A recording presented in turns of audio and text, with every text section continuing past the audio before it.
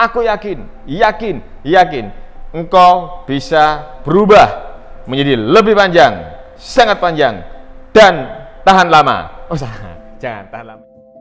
Aku yakin, aku perintahkan padamu, dan aku yakin engkau sekarang sudah berubah menjadi lebih panjang. Aku mencintaimu, aku menyayangimu. I love you jariku. Berubah. Aku yakin engkau berubah. Oke. Sekarang dibuktikan berubah enggak? Dikalibrasi. Ini sama ini ditutup. Oke, tutup seperti ini teman-teman. Nah, ada yang berubah enggak? Siapa yang berubah? Oke, good. Berubah. Good. Ada yang berubah? Ada yang enggak berubah? Ada, 1-2 orang nggak berubah. Mengapa nggak berubah? Ada yang tahu? Karena dirinya tidak yakin dengan apa yang dia katakan. Iya nggak? Harus yakin. Oke? Paham? Berubah semua kan? Oke, tepuk tangan untuk kita semuanya ya. Oke, good. Oke teman-teman, raih semua keinginan kita dengan cara apa tadi? Kopas. Yang pertama apa? Emosi. K yang kedua apa? Keyakinan yang kuat. Good. Mengapa teman-teman kita butuh keyakinan yang kuat? Karena seperti ini. Jika kita yakin kita bisa sukses, maka yang muncul adalah ide kreatif dari pikiran kita. Tapi kalau kita yakin kita gagal, maka yang muncul adalah alasan sebagai alat pembenaran. Paham? Jadi saya ulangin, kalau kita yakin aku pasti sukses, maka yang muncul dalam diri kita adalah suatu ide kreatif yang muncul, strategi, cara yang muncul bagaimana mencapai tujuan itu, ide kreatif yang muncul sehingga kita bisa mencapai tujuan itu. Muncul strategi, muncul cara, muncul banyak ide kreatif. Kalau kita yakin kita bisa sukses. Sebaliknya, kalau kita yakin kita pasti gagal, kita nggak bisa, kita gagal, maka yang muncul adalah alasan sebagai alat pembenaran. Akan muncul banyak alasan, akan muncul blame, akan muncul saling menyalahkan. Aku nggak mungkin bisa karena ini, aku nggak mungkin bisa karena itu, aku nggak mungkin bisa karena A, B, C, D, E. Ingat teman-teman, alas, teman-teman tahu alas nggak? Alas itu ombo, ya. Alas itu lebar, tapi ije ombo alasan, ya enggak? Jadi alas itu ombo, tapi ciluh ombo alasan. Makanya jangan banyak alasan. Do it, don't think. Gak usah berpikir, langsung lakukan. Yakin, lakukan. Yakin, lakukan. Punya ide kreatif, lakukan lagi idenya. Seperti itu. Oke. Jadi ketika teman-teman menginginkan diri teman-teman menjadi seorang dokter, maka bayangkan bahwa rasanya benar-benar sudah menjadi seorang dokter itu seperti apa. Rasakan betul-betul dengan penuh sensasi yang luar biasa. Nanti kalau sudah, baru katakan dalam diri kita teman-teman, oke bos, saya bisa. Bosnya siapa? Bosnya diri kita sendiri. Sekali lagi, kopas, emosi. Rasakan emosi menjadi seorang dokter seperti apa. Sedetail mungkin, bayangkan seolah sudah benar-benar terjadi. Keyakinan yang kuat. Harus betul-betul yakin bahwa apapun yang teman-teman inginkan, yang teman-teman harapkan, itu tercapai. Baru kemudian, oke bos, ya. Oke, sekarang saya berharap teman-teman bisa ngikutin perintah saya. Sekali lagi, saya hitung 1-5, teman-teman silakan pejamkan mata. 1, 2, 3, 4, 5. Silakan pejamkan mata. Pegang dada teman-teman sebelah kiri dengan tangan kanan. Pegang dadanya masing-masing. Katakan pada diri teman-teman. Ikutin kata-kata saya dalam hati teman-teman. Terima kasih Tuhan atas semuanya. Terima kasih Tuhan atas segala rahmat, atas segala kesempatan, atas segala karunia, atas segala kepercayaan yang Kau berikan kepadaku. Terima kasih Tuhan, aku sekarang sudah menjadi seperti apa yang aku inginkan. Terima kasih Tuhan, aku sekarang sudah menjadi sesuatu yang aku inginkan. Aku merasa sangat bahagia, aku sangat bersyukur. Tuhan, aku sangat bahagia, aku sangat bersyukur. Semua orang memandangku bangga. Orang tuaku memandangku dengan penuh kebanggaan. Semuanya memandangku dengan penuh kebanggaan. Keluargaku memandangku dengan penuh kebanggaan. Tuhan, sekali lagi terima kasih, aku bersyukur kepadamu atas segala kemurahan-Mu, atas segala kemuliaan-Mu, sehingga aku sudah mencapai apa yang kuinginkan, apa yang kuraihkan selama ini. Rasakan dalam hati teman-teman sudah mencapainya, dan katakan dalam diri teman-teman, oke bos, saya bisa. Oke bos, saya bisa. Oke, saya hitung sampai 5, silakan buka mata perlahan-lahan. 1, 2, 3, 4, 5, buka mata. Good. Oke teman-teman, pas, ya kan? Pas. Pas yang pas. P, pengulangan kata atau kalimat. Suatu informasi yang berulang-ulang akan diterima oleh pikiran bawah sadar, disimpan dan menjadi sebuah ketentuan atau hukum. Contoh, hantu itu menakutkan, hantu itu menakutkan, hantu itu menakutkan. Maka apa yang terjadi? Maka yang terjadi adalah teman-teman akan takut dengan namanya hantu. Pertanyaannya adalah, apakah orang yang bilang hantu itu menakutkan pernah melihat hantu? Belum tentu teman-teman. Tapi kita kadang-kala terimajinasi dengan bayangan kita sendiri. Kalau hantu itu jelek, matanya satu, merah, berdarah, dan lain sebagainya. Itu gara-gara apa? Dari imajinasi kita sendiri. Kalau di luar negeri nggak ada pocongan, sundel bolong, wewe gombel, dan lain sebagainya. Adanya vampir pakai jas, nyecis. Apakah hantunya di luar negeri itu lebih camik-camik, lebih ganteng? Ya kan, ada peri, ya kan, lebih cantik seperti itu. Mengapa mereka berimajinasi seperti itu sedangkan kita enggak? Seperti itu. Oke, nah maka dari itu teman-teman, ayo kita selalu sering mengulang-ulang kata. Menjadi orang sukses itu mudah, bahkan sangat mudah. Menjadi orang sukses itu mudah, bahkan sangat mudah. Jadi itu diulang-ulang terus kata-kata itu. Itu adalah dalam rangka apa yang kita inginkan biar masuk ke dalam pikiran bawah sadar kita. Sehingga apa? Sehingga alam yang akan bekerja. Alam akan bekerja bahu-membahu membantu kita. Alam semesta akan membantu kita untuk mendorong, untuk menemukan orang-orang yang tepat, menemukan orang-orang yang sesuai untuk mencapai tujuan kita. Seperti itu. Oke? Emosi, keyakinan yang kuat. Oke, bos. Pengulangan kata atau kalimat. Kemudian A-nya apa? A-nya adalah afirmasi, teman-teman. Ayo silakan teman-teman berafirmasi. Afirmasi itu bisa diucapkan secara bersama-sama dengan betul-betul meresapi dan menghayati tiap kata yang terucap. Afirmasi bisa diucapkan dalam hati ataupun bersuara pelan, bahkan berteriak secara berulang-ulang. Aku bisa, aku hebat, aku luar biasa. Silakan. Di dalam kamar teman-teman, mandang sebuah cermin dan katakan pada diri teman-teman, kamu adalah orang yang hebat, kamu adalah orang yang kuat, kamu adalah orang yang luar biasa. I love you, aku mencintaimu. Ayo kita memberikan sending love terhadap siapa? Terhadap diri kita sendiri. I love you, aku mencintaimu diriku. Aku mencintaimu diriku. Aku yakin, wahai engkau yang ada di depanku, engkau akan menjadi orang yang sukses seperti yang engkau harapkan. Betul. Sampaikan itu di depan cermin kita. Ulangin setiap hari. Bangun tidur bilang aku bisa. Bangun tidur, Tuhan aku bisa. Bangun tidur sampaikan, Tuhan beri kepercayaan bahwa aku bisa. Seperti itu. Oke? Kemudian yang terakhir, S. Apa S-nya? Susun bahasa bawah sadar. Apa sih artinya bahasa bawah sadar? Bahasa yang tidak ditolak oleh pikiran sadar. Bahasa kenyataan. Oke? Oke, sekarang teman-teman silakan berjamin mata sekali lagi. Saya hitung sampai 3 saja.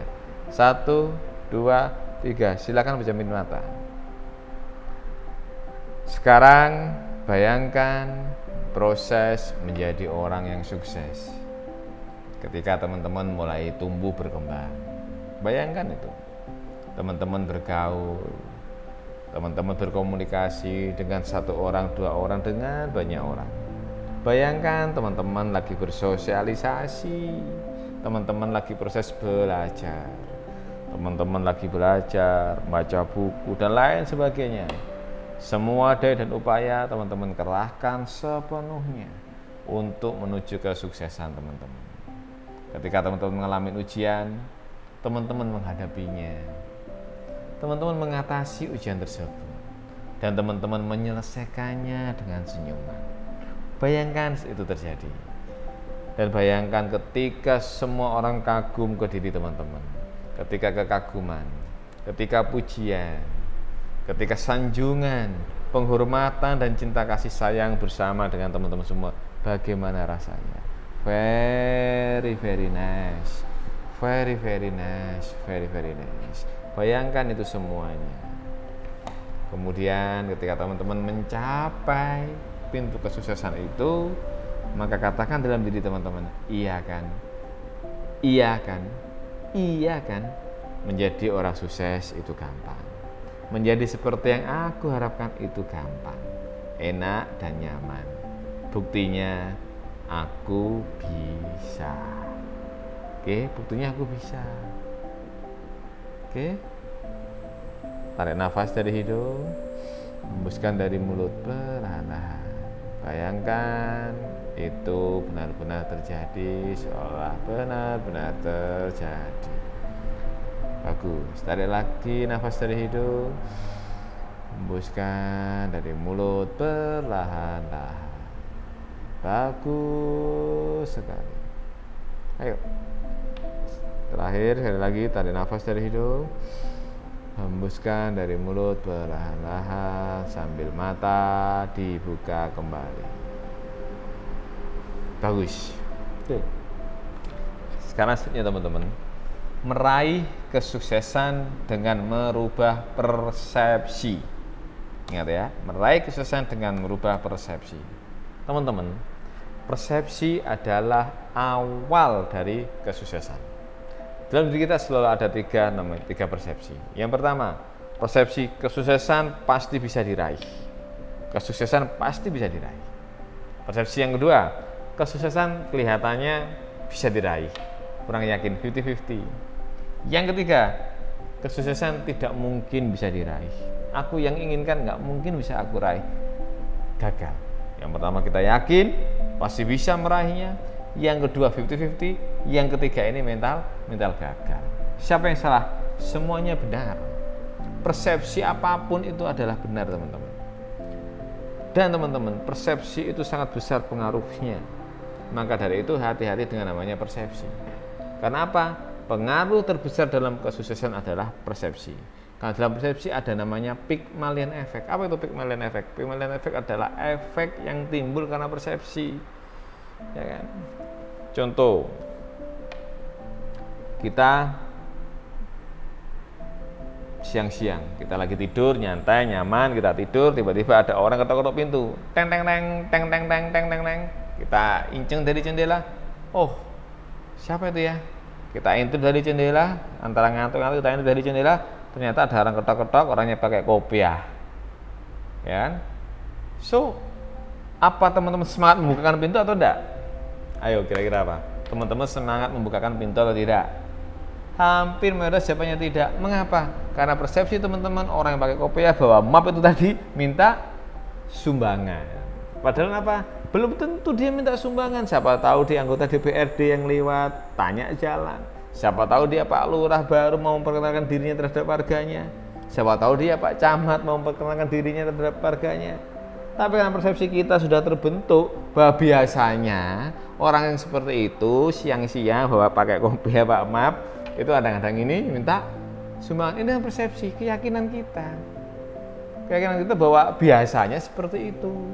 Sehingga apa? Sehingga itu akan mempengaruhi. Karena apa? Persepsi. Ingat, persepsi kita terhadap sesuatu itu akan mempengaruhi bagaimana cara kita memperlakukan sesuatu tersebut.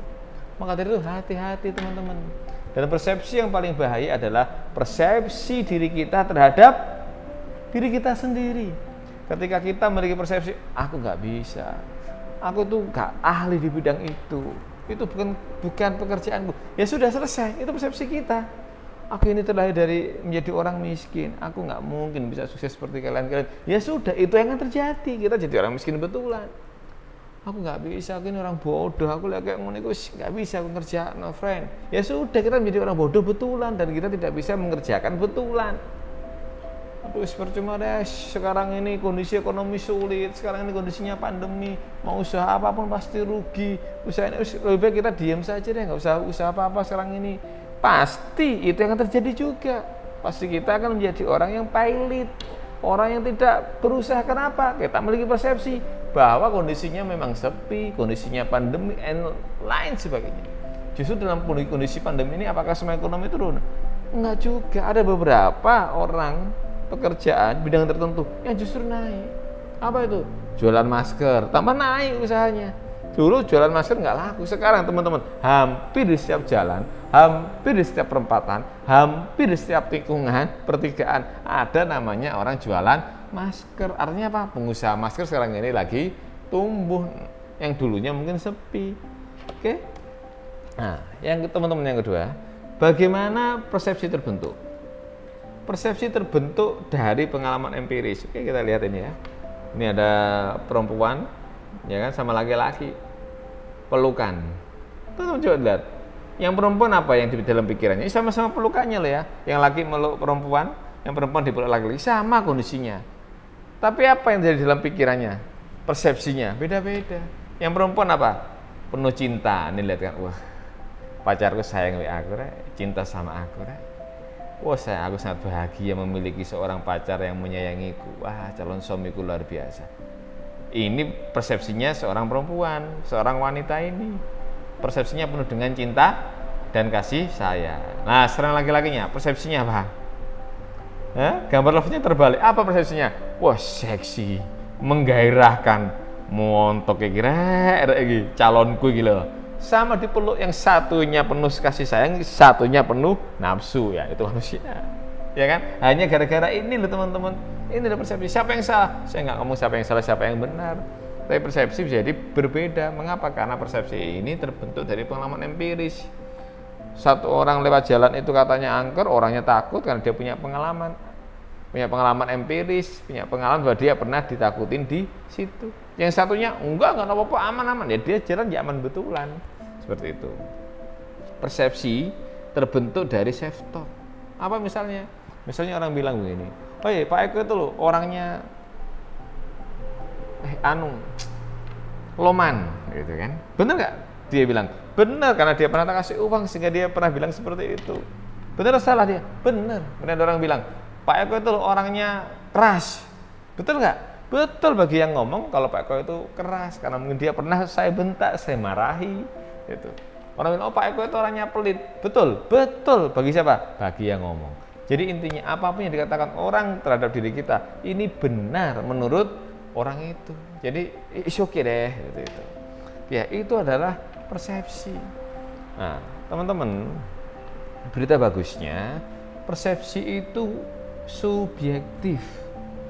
Setiap manusia bertindak berdasarkan persepsi atau framework yang ada di dalam pikirannya. Persepsi ini akan masuk melalui panca indera. Jadi persepsi tidak mudah diciptakan oleh dirinya. Persepsi melalui proses modifikasi yang sangat kompleks sehingga menggerakkan manusia untuk bereaksi atau merespon. Itu persepsi, sehingga persepsi itu akan masuk dalam diri kita. Oke, contoh persepsi negatif. Ini, saya tidak pengalaman. Betul, ya betul.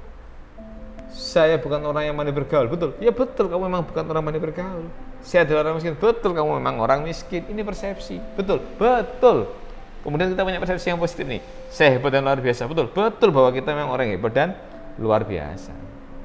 Saya sudah mengambil keputusan yang benar dengan melanjutkan sekolah. Misalnya, benar. Saya pasti sukses karena saya memang pantas sukses. Ya sudah, benar, benar.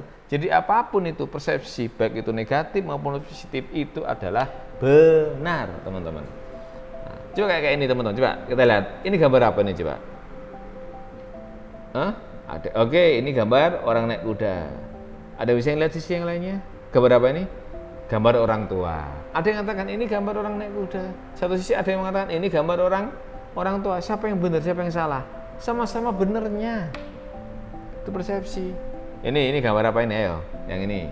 Anda bisa tahu ini gambar apa? Gambar nenek-nenek. Betul salah? Betul. Yang bisa melihat bahwa ini adalah gambar nenek-nenek. Kemudian ada yang mengatakan ini gambar apa? Ini gambar nona cantik yang lagi noleh ke kanan. Betul atau salah? Ya betul. Bagi yang memandang ini adalah gambar nona cantik. Siapa yang benar? Ya sama-sama benernya. Siapa yang salah? Ya, nggak ada yang salah, sama-sama benernya. Mau ini ngatakan ini nenek, ngatakan ini nona cantik, ya sama-sama benernya. Oke, lanjut. terima kasih. Ini ya, akhirnya adalah terima kasih. Jadi ini adalah yang bisa saya sampaikan kepada teman-teman semuanya. Saya sangat bersyukur sekali lagi. Ikutin channel saya IM Level. Saya berharap teman-teman meluangkan waktu untuk like, subscribe, dan komen yang positif, kasih influencer yang positif. Saya akan sangat bersenang sekali dan bersyukur sekali terhadap teman-teman. Semoga sukses. I know you can. Terima kasih. Assalamualaikum warahmatullahi wabarakatuh.